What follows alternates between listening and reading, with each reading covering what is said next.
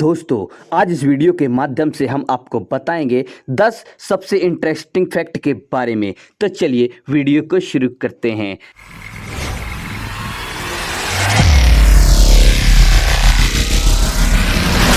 पहला, अद्भुत Amazon. Amazon दुनिया का सबसे बड़ा उष्णकटिबंधीय वर्षा वन है।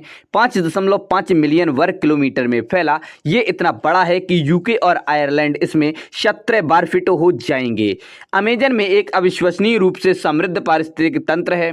लगभग 40,000 पौधों की प्रजातियां, 1300 पक्षी प्रजातियां, 3,000 प्रकार की मछलियां, 430 स्तनधारी और 2.5 मिलियन विभिन्न कीड़े हैं।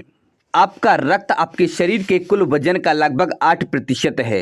एक वयस्क के शरीर के कुल वजन का 7 से 8% लगभग रक्त होता है। शरीर खोए हुए रक्त की थोड़ी मात्रा को आसानी से भरपाई कर सकता है, जिससे रक्तदान संभव हो जाता है। अगर किसी व्यक्ति का लगभग 15% या उससे अधिक रक्त की हानि होती है तो उसे हाइपोवोलेमिक शॉक का खतरा हो सकता है।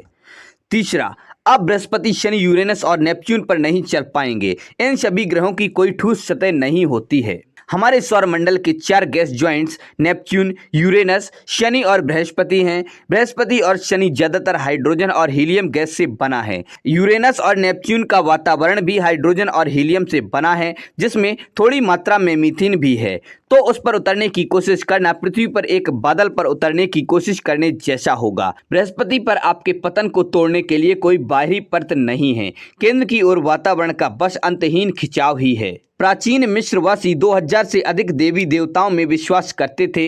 उनके पास खतरों से लेकर काम हर चीज के लिए देवता थे। प्रत्येक की अलग अलग जिम्मेदारियां थीं और प्राचीन मिस्रवासियों का मानना था कि जीवन में संतुलन बनाए रखने के लिए उनकी पूजा की जानी चाहिए। प्राचीन मिस्र के सबसे अधिक पूजे जाने वाले देवता थे। पांचवां, शब्द वोल्कानो रोमन नाम वोल्कन से आया है। लेकिन आप पूछ सकते हैं कि वोल्कन कौन था।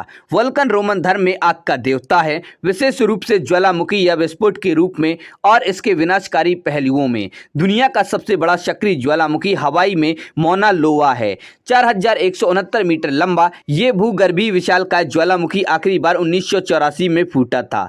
अन्य ग्रहों और चंद्रमाओं में भी ज्वालामुखी हैं। हमारे सौरमंडल का सबसे बड़ा ज्वालामुखी ओलंपस मॉन्स है, जो मंगल ग्रह पर स्थित है। छठवां, पृथ्वी पर अब तक रहने वाले सबसे बड़े जानवर ब्लू होल की लंबाई 30 मीटर से भी अधिक हो सकती है और इसका वजन 1,30,000 किलोग्राम से अधिक हो सकता है।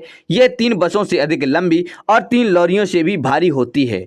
ब्लू व्हेल के बारे में सब कुछ बड़े पैमाने पर है। इसकी जीभ का वजन हाथी जितना होता है। इसका दिल एक कार के आकार का होता है और इसकी रक्त वाहिकाएं इतनी चौड़ी होती हैं कि आप इनके बीच से तैर सकते हैं।